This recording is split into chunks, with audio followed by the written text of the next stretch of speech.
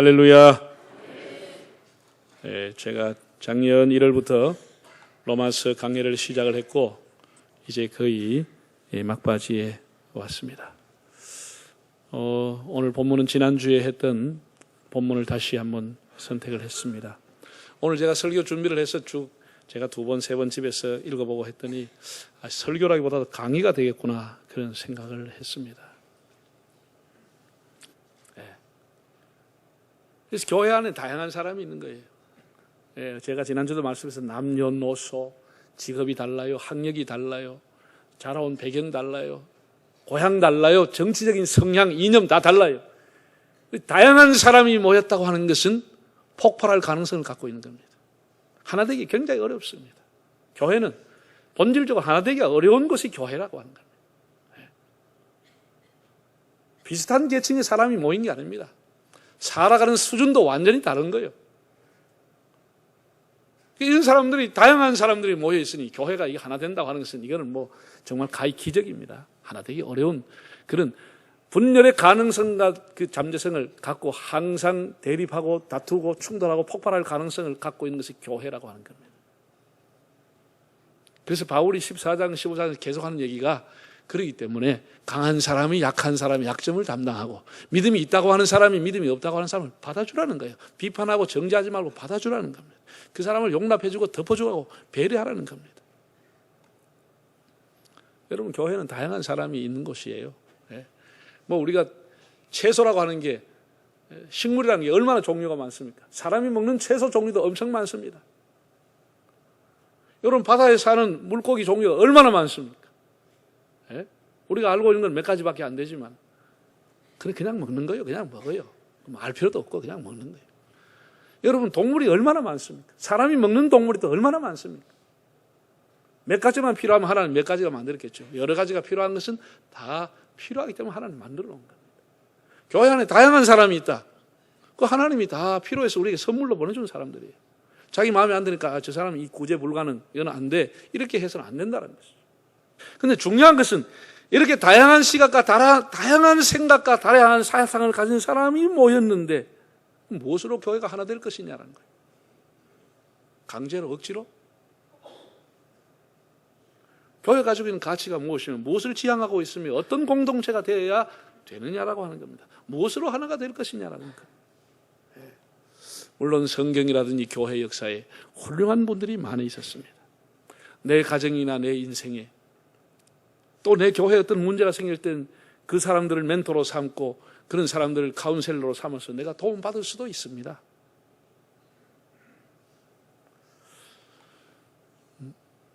현대를 가리켜서 소비자의 시대라고 하죠. 소비자가 왕이다. 그런 얘기 옛날부터 나온 얘기입니다. 소비 시대입니다. 이 사람이 소비를 할 때, 사람이 어떤 제품을 구매한다, 어떤 상품을 산다고 했을 때 그 기준이 뭐냐라고 하는 것. 정확하지는 않지만 어쨌든 가격대가 있고 여러 가지가 있는데 그 중에 현대인들은 거의 브랜드를 따라서 선택을 하는 겁니다. 어떤 브랜드를 내가 내 것으로 할 것이냐.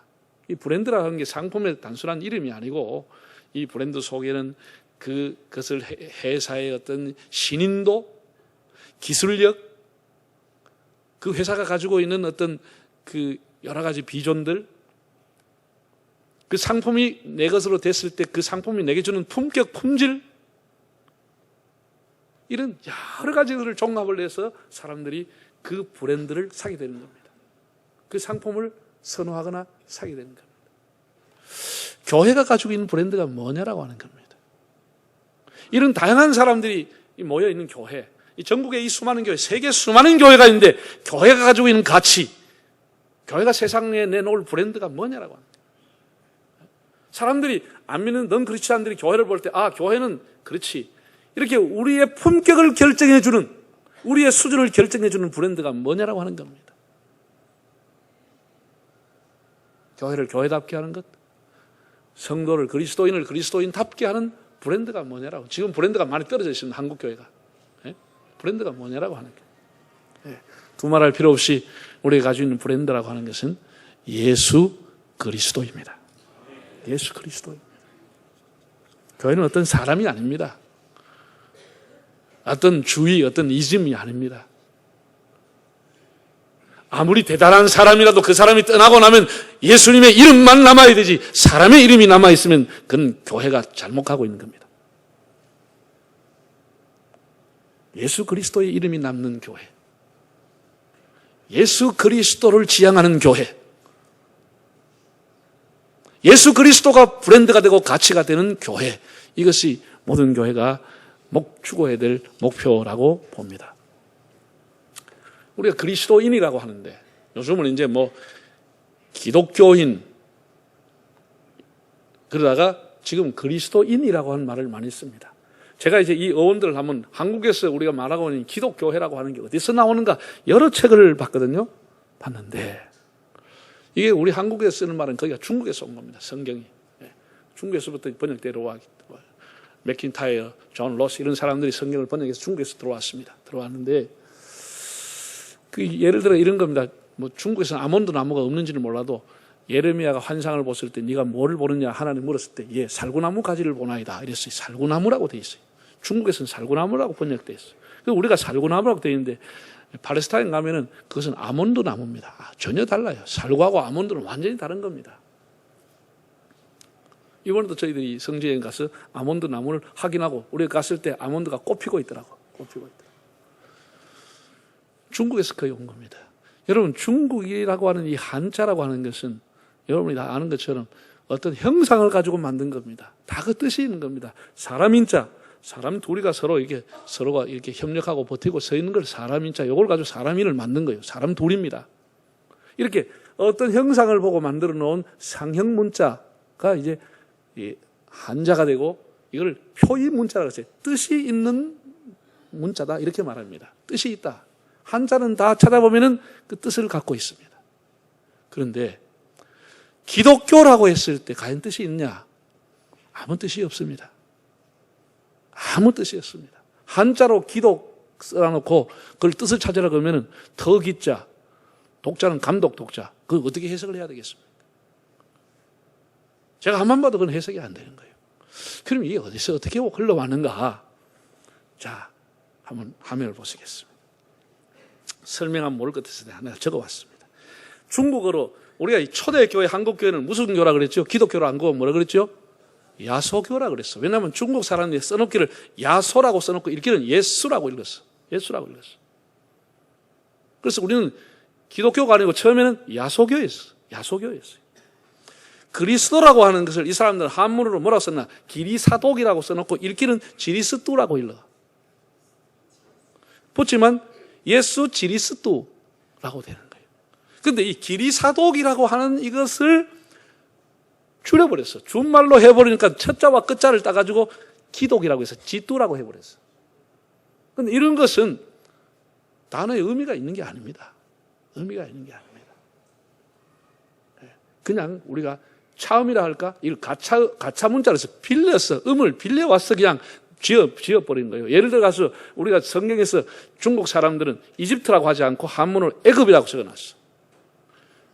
그러니까 우리가 이집트라고 안 하고 옛날 사람들은 맨날 설교할 때 이 애굽에 갔다가 애굽에 갔다고 그래요. 네? 애굽에 갔다고 그래요. 헬라어를, 그리스를 그 사람들은 뭐라 그러냐? 그리스를. 네? 히랍이라고 그래. 히랍. 그래서 히랍어라고 그래. 히랍어. 네? 이거 유럽을 뭐라 그러죠? 중국에서. 구라파라고 적어놓고 구라파라고 읽어. 우리가 지금 옛날 사람들 만나면 맨날 구라파라 그래. 구라파가 사람들은 모르는 거면 구라파가 어디에 붙었나 하는데 유럽을 구라파라 그래.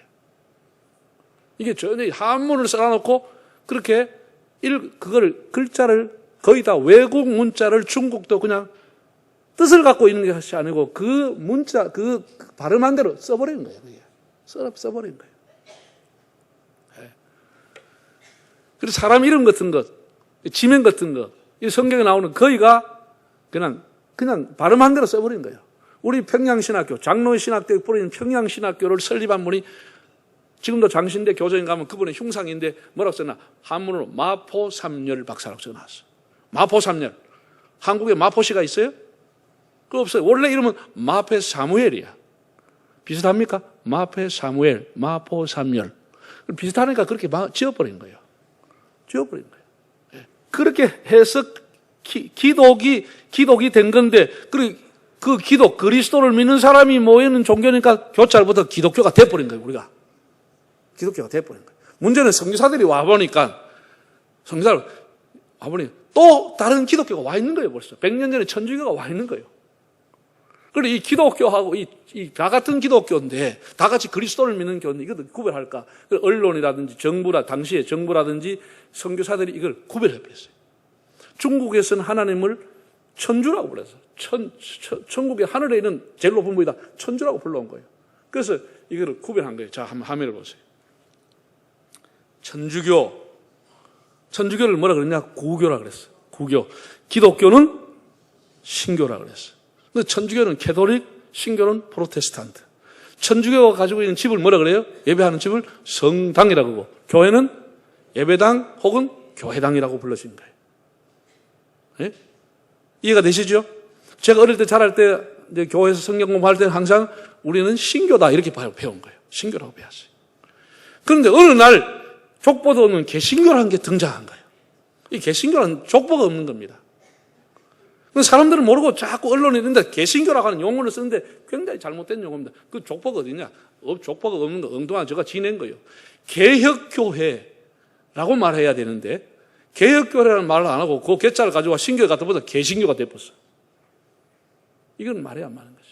신교라고 하든지 구교라든지 캐톨릭이라 하든지 프로테스탄트라 하든지 이제는 정착이 됐으니까 천주교회라 하든지 기독교회라고 해야 되지 기독교인이라고 해야 되지. 예? 이게 어디가 족보든 개신교인이라고 하는 전혀 맞지 않는 얘기야. 그런 용어는 맞지 않은 거예요. 예. 자, 그러면은 우리 그리스도인이라고 하는 것, 기리사도 그리스도인이라고 하는 것은 어디서 나왔느냐? 어디서 나왔느냐? 이게 이제 사도행전 11장에 나옵니다. 먼저 한번 읽어보겠습니다. 사도행전 11장 시작.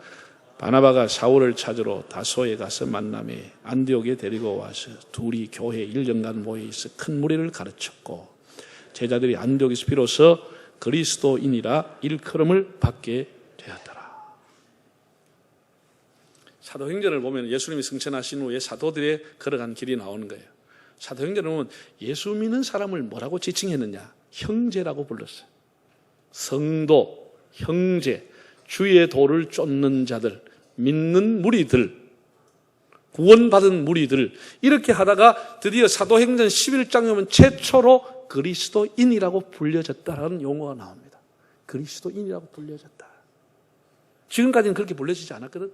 그냥 형제, 주의 도를 쫓는 사람들, 주를 믿는 무리들 이렇게 오다가 사도행전 11장에 안디옥이라고 하는 곳에서 그도 팔레스타인도 아니고 안디옥이라고 하는 곳에서 거기서 바나바가 사울이라고 하는 사람, 즉 바울이라고 하는 사람을 불러서 바울이 그 교회 이제 부목사로 이렇게 된 거예요. 바나바가 담임 목사고 바울을 불러서 같이 목회하면서 교회가 왕성하게 크게 되는데 그 주변에 있는 넌 크리스찬들이 하나님을 믿지 않은 사람들이 예수 믿는 사람을 뭐라고 불렀느냐? 그리스도인이라고 불렀다는 거예요. 그리스도인이라고. 이게 헬라의 원어에 보면 크리스티아노스라고 불렀다는 거예요. 이거 상당히 경멸적으로 부른 것입니다. 당시에는. 그럼 무슨 뜻이냐? 예수를 추종하는 사람들, 예수를 따라가는 사람들, 예수에게 미친 사람들 그런 의미로 붙여준 거예요.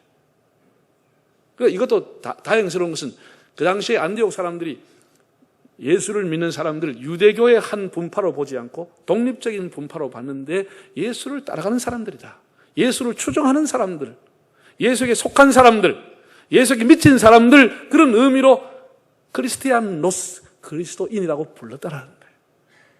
그래서 그리스도인이라고 하는 것, 기독교인이라고 하는 것이 이제 처음으로 단어가 나오게 됩니다. 여러분, 교회라고 하는 공동체는 이렇게 주님의 제자들의 공동체, 예수님의 마인드를 가지고 예수님을 따르는 사람, 예수님을 추종하는 사람, 예수님께 속해 있는 사람들이 모여있는 것이 교회인 것입니다. 이것이 우리 교회가 지향해야 될 점입니다. 이것이 교회가 가지고 있는 가치인 겁니다.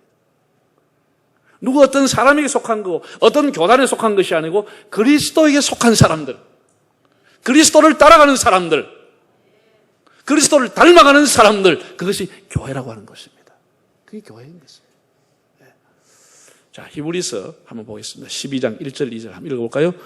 믿음의 주여 또 온전하게 하시는 예수를 바라보자. 그는 그 앞에 있는 기쁨을 위하여 십자가를 참으사 부끄러움을 개의치 아니하시더니 하나님 보좌 우편에 앉으셨느니라. 자, 이것이 이 기절이 히브리서 전체 결론입니다.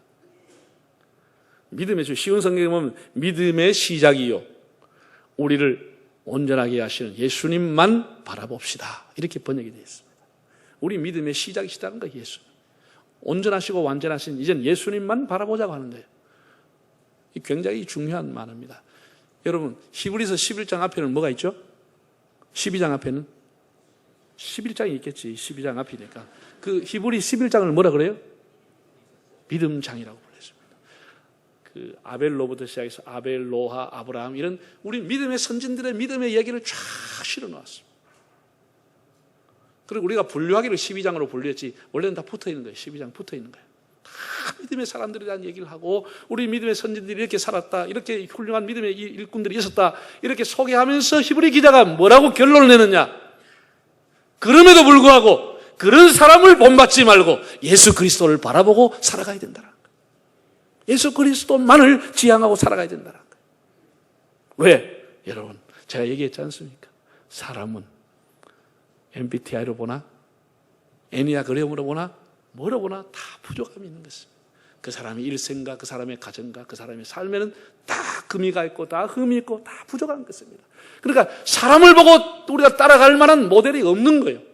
완벽한 사람이 없는 거예요. 이름만 성자지 예수 그리스도 안에서는 성자라고 하는 게 없는 겁니다.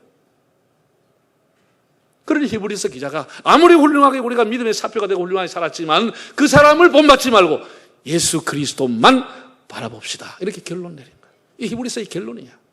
예수를 깊이 생각하고 예수만을 바라보고 살아야 된다. 그것이 우리가 지향해야 될 공동 목표라고 하는 것을 제시하고 있는 겁니다. 사람은 본받아서 안 되는 거예요. 물론 이제 하나하나 우리가 필요한 것은 우리가 또 이렇게 배울 수도 있지만은 우리의 롤 모델 예수 그리스도라고 하는 거예요. 예수 그리스도라고 하는 거예요. 바울이 이런 말을 했습니다. 자, 고린도전서 11장 1절 한번 읽어보겠습니다. 내가 그리스도를 본받는 자가 된 것 같이 너희는 나를 본받는 자가 다. 이 본받는다는 따라간다 이 뜻입니다. 따라간다. 내가 그리스도를 따라가는 것처럼 너희도 나를 따라오라. 자, 여기 이제 우리 교사들이 교회 안에 많습니다. 교사, 교수가 많은데 이분들이 학교 가서 학생들에게 제군들 나를 본받으시오. 그런 교사 있습니까? 네? 제가 교회 밥을 40년 먹었습니다. 제가 교회 밥을 40년 먹었는데 성도들 앞에 자신 있게 당당하게 여러분은 나를 본받으시오. 내가 그렇게 할 수 있겠습니까? 속으로 웃어버려. 이게 이제 우리가 가지고 있는 문제라고 하는 거예요. 정말 바울이 대단하고 훌륭하다는 것은 바울이 내가 주님을 본받는 것처럼 여러분 나를 본받으십시오 라고 했다는 거예요. 이거는 립 서비스가 아니고 이건 선생으로 그렇게 한 얘기 알고 정말로 자기의 삶은 정말로 주님을 배우고 주님을 본받고 주님을 따라가려고 힘썼다고 하는 것을 이 한 기절 속에서 알 수 있는 거예요. 알 수 있는 거예요.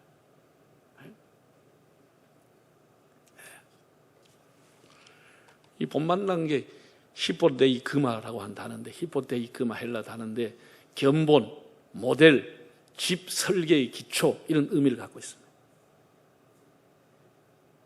설계 기초라고. 여러분 옛날에는 옷을 만들 때 조선시대나 이 과거에 옷을 만들 때는 다 가정주부가 옷을 만들었습니다. 공장에서 물건을 사가고 그런 게 아니었습니다. 그야말로 핸드메이드야. 다 옷을 만들어 입었어. 그러니까 어떻게 만드느냐, 어떤 스타일로 누구에게 옷을 할 것인가 이렇게 생각해가지고 그걸 이제 옷을 만드는 주부가 이제 종이를 가지고 와서 본을 다 뜨는 거예요. 본을 다. 이게 본이라거든. 이 본을 떠나놓고 어떤 옷을 만들겠다 떠나놓고 그 다음에 옷감을 가지고 와서 재단을 한 겁니다. 자, 그 옷감이 비쌀 때 머릿속에 생각만 있고 그냥 가위 자르면 옷이 이상하게 되겠죠. 그러니까 본이 굉장히 중요한. 이 본을 따라서 가위질이 가고 바느질을 하게 되어 있는 거예요. 이게 기초 설교야. 그런데 그 당시에 예를 들어서 참 맵시가 있고 솜씨가 있고 눈대가 매운 주부가 있으면 옷을 잘 만들어서 딱 맞춰 입는데 거기에 뭐 좀 참 눈치도 별로 데다가 뭐 솜씨도 거시게 하면 그 옷이 막 헐렁하고 안 맞는 거 이렇게 돼서 바뀌는 거예요. 그럼 파는 데도 놓고 다 사서 만들어서 입을 때니까. 그걸 이제 버선코처럼 본처럼 만들어 놓은 것을 본이라고 하는 거예요. 이 본을 따라 가지고 옷을 만들어지는 거예요. 제가 얼마 전에 제 손자한테 갔습니다. 그러면요, 아주 학교 갈 때 아닌데 한글을 공부하고 있어요. 가나다라 마바사 공부하는데 한글 체본을 갖다 놨는데 화살표로 이렇게 쪽쪽쪽쪽 점찍어 가서 글씨를 쓰게끔 하는 그런 있잖아. 그 한글 체본을 사가지고 거다가 가나다라를 쓰고 있어요. 막 삐다가 있습니다. 그러나 때가 되면 딱 그 안에 넣게 되어 있습니다. 자꾸 하다 보면 그 안에 딱 들어가게 되어 있어요. 제가 학교 다닐 때 공부할 때도 그런 거 공부했고, 중학교 갈 때는 또 ABC 영어 알파벳 또 화살표 따라서 AB 써봐다가 또 해봤고, 소문자 이렇게 대문자 이렇게 칸을 5cm 같이 비슷하게 그어가지고 해봤고, 한자를 공부할 때도 할아버지 앞에 가서 딱 체본을 받아가 공부하고, 붓글씨 쓸 때도 다 선생님한테 체본을 받아가지고 썼습니다. 그 체본이라고 하는 게 본이라고 하는 거예요. 그걸 따라가지고 배우는 거예요. 여러분, 아무리 대단하게 그런 그림을 공부하는 사람이 재능이 뛰어나도 처음에는 다 유명한 화가의 그림을 갖다 놓고 모방하는 거예요. 베끼는 수준이에요. 그러면서 자기의 어떤 창작 기술과 능력이 하나씩 나타나게 되는 것이지 처음부터 그림을 막 항칠하듯이 할 수 없는 거예요. 다 배우는 거예요. 본을 가지고 와서 배우는 거예요. 본을 가지고. 때가 되면 본이 필요 없는 것이죠. 자, 여러분 어떻게 예수님을 우리가 본받아 살아야 되는데 어디 뭐 본이 필요 없습니까? 본이 필요 없습니까? 본이 있어야 되겠습니까? 우리가 본은 진짜 좋은 본을 갖다 놨는데 그 본을 안 하고 지멋대로 그려버린 거예요. 이게 이제 우리의 문제예요. 본은 우리가 다 있어. 예수라고 하는 본, 예수님의 말씀, 예수님의 생애, 예수님의 정신, 예수님의 마인드, 예수님 어떻게 살아왔는지 우리가 교회 생활 하면서 다 알고 있어. 본은 다 갖고 있는데 우리가 살아갈 때 그 본을 적용하지 않고 어떻게 살아? 그럼 치아보고 내 멋대로 살아버려. 이게 이제 문제가 되는 거예요. 이게 문제라는 거예요. 여러분, 서툴더라도 우리가 우리의 삶이 다한 날까지 흉내내다 끝날지라도 본을 따라 살 수 있기를 바랍니다.